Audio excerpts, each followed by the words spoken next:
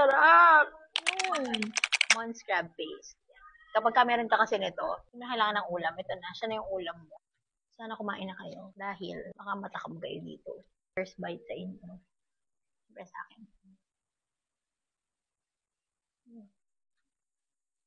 Sarap. Grabe. Naman niyo.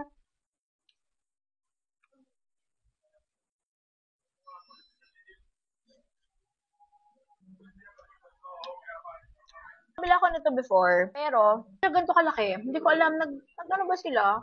Pinalaki ba nila yung packaging nila? Talaga, purong-puro siya, bis. Sarap. Ano lang.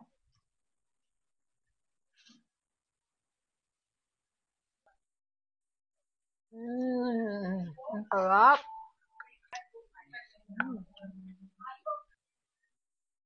Guys, kung natakam kayo at gusto nyo rin kumain ito, check nyo lang yung yellow basket ko. Yan lang. Thank you!